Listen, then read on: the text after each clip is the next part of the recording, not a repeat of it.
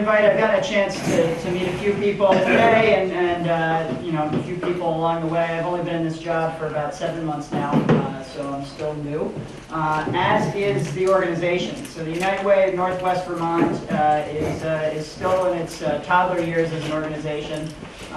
It's the merged organization that was United Ways of Franklin and Grand Isle counties and the United Way of Chittenden County that merged. It's just about 2 years ago. And so it's a really exciting time to come into the organization and come into the community and really get to know all of the things that are happening throughout our region. And I've had the great fortune to travel all corners of our counties and learn a lot about the different issues that are affecting our communities.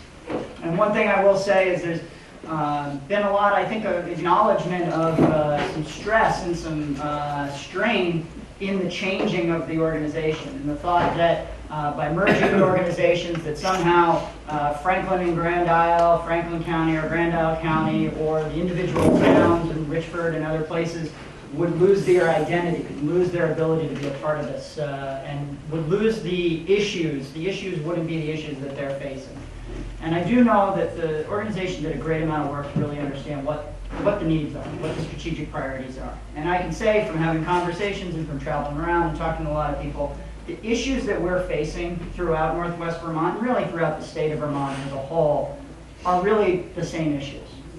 What strategies we need to employ to address them changes and varies depending on where we are and what the economy looks like and what transportation looks like and what our partners look like. But the issues are the same. We know that the opiate crisis is a major, critical disaster, really, that we're facing across the country, across the state, and across our region. And a number of the strategies that we're going to employ are going to be similar. We're going to learn from each other, but we're all facing that issue. The issue of housing and homelessness, the issue of food insecurity. We know 1 in 3 children in Grand Isle County are suffering from food insecurity. We know it's one of the highest rates throughout the state, and so we have to do something about that. We know that children moving into DCF custody due to the opiate epidemic is the highest in this region throughout the state. And so we have to be working on solutions to address a lot of these pieces. And so what I wanted to do is to talk to you a little bit about our organization's hopes and expectations and some of the things that we're working on here in the community, and then obviously I'll leave some time for you to ask me some questions about what's going on. The merger really, the hopes and dreams of the merger was that we would be able to expand and increase our impact across all regions. That we'd be able to leverage the power of the regional approach to things to address those common priorities. That we'd be able to share ideas, share strategies, and provide some consistency and stability. I know my good friend Jeff, who invited me here today, led this organization, the old Franklin Grand Isle United Way organization, and knows what it's like to run a small nonprofit and what the ebbs and the flows of campaign season and donors and state funding can do. We're hoping to have more consistency with a stronger organization. And then, of course, as I mentioned, being able to tailor the specific work to the needs of the area. We have been out, we've been doing staff engagement, listening and learning. Many of you have seen a number of our staff, not just myself, but a number of our staff throughout. We hired a new community impact manager that's been almost exclusively focused on Franklin and Grand Isle, Paul Chapman, many of you would know. And he really spent a lot of time understanding and listening and now is diving into a lot of the conversations. And we've broadened the scope of both former organizations, so really refining our approaches wherever they're needed. As far as work to date, program funding, one of the things United Way is most known for. It's not the only thing we do, but I think it's one of the cornerstones of what we do is program funding. The new organization maintained all of the program funding, continued that supportive portfolio of what was funded through the legacy Franklin Grand Isle United Way, and has continued that to date. We're in a new application process, and I can tell you there are organizations and programs serving every single, not just every single county, but every single community throughout the region. So that's really exciting. And our volunteers make the decisions about how those funds are allocated. So they're going to be the ones reviewing those applications. And I will say we've done a really good job of making sure that those committees and those volunteers are representative of the whole region as well. So that's really exciting. We've had to do some unique things. In Richford, we had an organization close, and so we had to find a home for 3 different programs. You know, those that know the Notch and Pam and the team there, they of course stepped right up and are running pretty much everything in that town. They were, you know, years ago we were willing to even run the grocery store when that was going under. So we know that we've got a lot of help there. And as I mentioned, we've launched this new program funding process, which we think will be really exciting. And we should know who those programs are later this spring. We've continued our Tri-County Foster Grandparent Program. If you're not familiar with foster grandparent, I can go into that in more detail with you at another time when I've got a little bit more time. We've expanded our RSVP volunteer program, and these are both programs for older adults, getting them out, senior corps, getting them out and volunteering in the community. We've provided a lot of staff support and fiduciary backbone to Operation Happiness, which is a much full-loved program. I got to drag my kids up, my 6-year-old and my 9-year-old, to do. They were the butter and bread elves this year for distribution day, so they had a lot of fun with that. We've been working really hard on volunteer recruitment and referral. We have a great online portal to match volunteers that want to get active in the community with volunteer opportunities in our local nonprofits. One of the hard things we've had to do there is to integrate that to making sure that the nonprofits here know that it's a free service that we're providing that they can utilize and get those volunteer opportunities listed so we can get volunteers matched. So we're continuing to refine and work on that. And we actually have a volunteer fair coming up in St. Albans, and I'll make sure I get that information to the group so you can prepare for that. Funding-wise, we brought back Franklin County Teen Institute. Anybody familiar with Franklin County Teen Institute? Yeah. So we brought it back to really be able to allow youth and teens, empower them to help each other, right? Task shift. Let's make sure that people have the skills, that our young adults have the skills to support each other through a lot of difficult times in their lives and difficult decision making. And the kids that are participating in this institute are not necessarily the kids that are going to be always be the varsity athlete, be the honor society. There are at-risk youth, and empowering them to make better decisions and help each other to make better decisions. We're seeing some really good success. We've been investing significant dollars, actually $20,000 over 2 years to prop that up, working with a number of partners to make sure that continues to happen. We've had a flex fund going. We've continued to fund summer meals. And upcoming, we're working on a big project in Grand Isles. I mentioned about food access being a huge issue there. We're working on the Grand Isle Hunger Project and working on some feedback loops there to make sure that not only are we addressing what we all think are the needs and what our volunteers tell us the needs are, but making sure that people on the ground that are facing the issues of food insecurity, making sure that people are on the ground that are facing issues of substance abuse, making sure that older adults that are having transportation dilemmas and problems in their lives are at the table being an active member of the decision making about what services and supports are provided to them, so that it's not just people in a room somewhere that they aren't maybe tied directly to the situation. We're involved in every Promise Community conversation that's going on, which has been really exciting. We've got a lot of great stuff coming out of the St. Albans Promise Community work around some particular needs there. Swanton and Sheldon Promise Communities. We've been in the Richford Promise Community. And we're up in Alberg in the Promise Community trying to figure out how to start an early education center in Alberg, because there really are no opportunities for them there.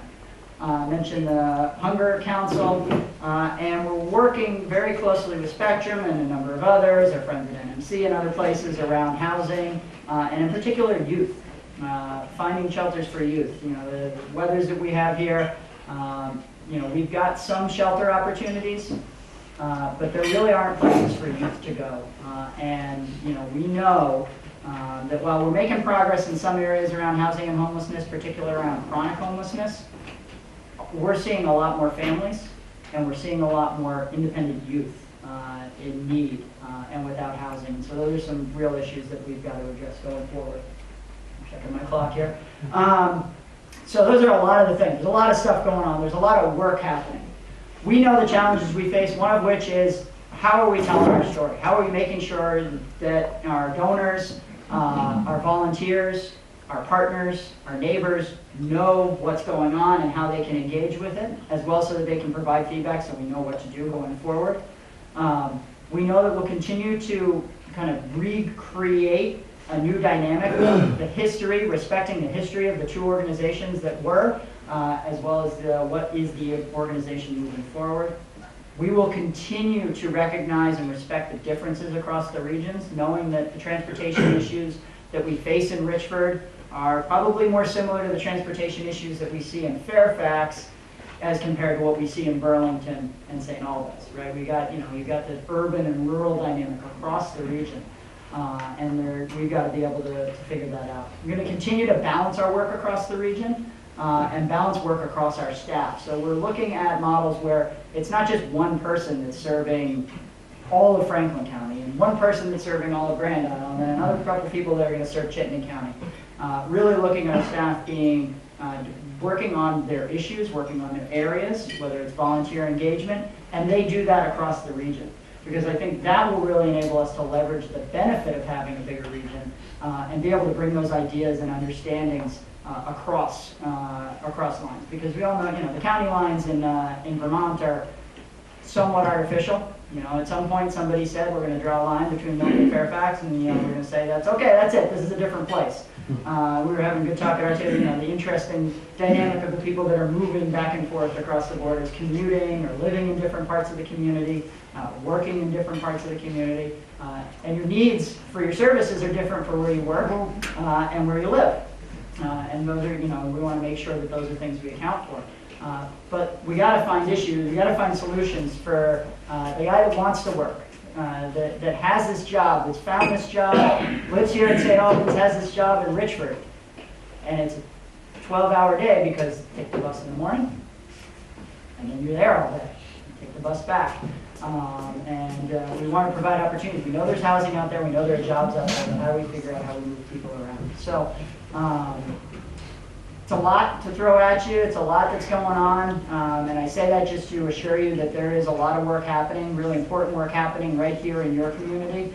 I'm so impressed by the spirit of giving and the service over self that these organizations like the Rotary embody, and really making sure that local support stays local, and that we make sure that we're using community dollars to address community needs in where we are, where we're standing, and where that need is. So we will continue, my pledge is we will continue to do that. We will continue to listen. We will continue to be a responsive organization. Our motto is we fight for the education, income, and health of every person in every community. We will continue to do that. So thank you.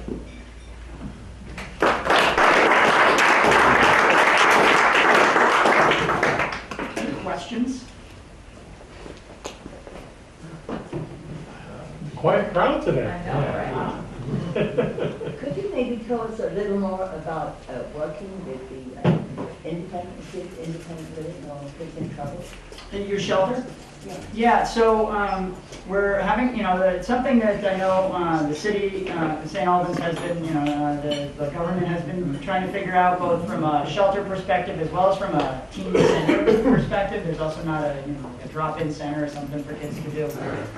So we know we don't, with every solution, want to create a whole nother organization to run a program or solution when there might be something out there that could work. And so we've been having some conversations with Spectrum that does this work. Spectrum just opened a youth warming shelter in Burlington this winter, and that's been pretty successful. It added 10 beds to the shelter beds. And so there's some talk about how do we find a solution? What would it look like to find a solution to get these kids in out of the cold? Yeah, when you say successful and extra beds, I always find you have to have a number on something for it to be meaningful to me. How many kids are we talking about, do you think? I don't know the answer to that question right off the top in terms of how many kids particularly, and I don't know what the most recent count is. And now is the time of year where we're doing point-in-time counts, so we should have some updated numbers in the next while. Part of the issue is that we're talking about emergency shelters, right? So part of the other issue that we are addressing, we're also working on addressing, is actual housing, right? One of the things that the premise that we work on and we think about a lot is shelters are important, like food shelves, right? They're really important. But shelter shouldn't be the fourth rung up on the housing ladder. And that is the case for our region right now. And, you know, if you're in a shelter, it's like, okay, I'm doing okay. And that's not, I don't think, a great place for us to be. And so balancing the need for emergency support and emergency shelter with long-term solutions around developing actual housing, developing job programs that allow people to maintain a healthy income so that they can stay housed. Those are all things that we're working on. And so whether it's 4 beds or 10 beds, you know, it can make an impact. So I have a question. I'm on a number of boards, and one of them is the High Swans board. Are you familiar with High Swan? So we provide trips and that sort of thing for the elderly and opportunities to get out. Does United Way, even though, you know, financially we're not supported by United Way, do you partner with that sort of thing? There's a vacuum of leadership right now. It's a necessary ministry. I call it ministry. And I'm on the food shelf board, and so and Swan. And so my question is, even though it's not a United Way ministry, when you put information out there, do you have an adjunct list with information on that people can access to that might you know, supplement what United Way is doing? Yeah, so we're truly in service to all within the community, and so you know, the program funding that we provide is just one of our strategies, and so we don't limit who we work with and who we help promote volunteer opportunities with, or who we convene conversations with. We don't limit that to those that receive program funding, agencies that receive program funding. It's just one of the strategies that we employ, and the program funding really is it's for established programs that we know are getting results and are driving impact and are, you know, whether it's moving kids along a continuum towards housing, or it's providing some sort of critical transportation link within a community like, say, Cyprus in the islands. And then the other pieces that we do, we'll work with anybody. And so that's really, I think, the special sauce about what happens with United Way is the way we work with multi-agency stakeholders throughout the community to find the solutions that make sense. And so we partner heavily with the medical centers, we partner heavily with NCSS and Howard and others, and we may or may not be funding different pieces of that work, but we're always part of those conversations. So we can certainly talk more offline about what that would look like. How do you get more of a presence here in St. Albans? I don't think most people have any idea what's going on. So this is a United Way worldwide problem, actually. United Way has a great brand. You kind of know the United Way brand, right? You see the logo, you hear the phrase "Live United," but what does that mean? What are you actually doing in my community? What are you doing with my donated dollars, and how are we doing that? So our ability to put our hand up and tell the story of our work is one of our greatest challenges, and something that we are going to work with many different partners here in the future to try and do that, because there's no question to me about how quality the work is. And the places we're working are important. I know there are conversations and there are programs that we're not funding that are exceptional. You know, just because United Way isn't involved in the conversation or isn't funding something doesn't mean it's not exceptional. It just might mean that we're not needed in that place. But where we are working, it's important for us to put our hand up and tell people what's going on. And so we're thinking of a lot of different ways about that. Some of it is what types of events and places that you host things. Some of it is in how we, communicate and market ourselves. And so we have changed up structurally within the organization to provide resource for that. Because I think it's important for our community members, whether they're donors or not, to understand that we're there working for them. If you give $5 a paycheck, $10 a paycheck, you write one check a year for $5,000, $10,000, we still want you to know what's happening and how your impact is being multiplied. Because we really do look at our work as being a force multiplier. So sometimes it's telling our story, and sometimes it's telling our partner story to say, hey, we're working with this organization, and look at what we've done. Definitely an area that we need to get better at. Jesse, thank you so much for telling the story of the Rotary today. We appreciate it. And there's something to start with throwing in your flashbacks. Thank you so much.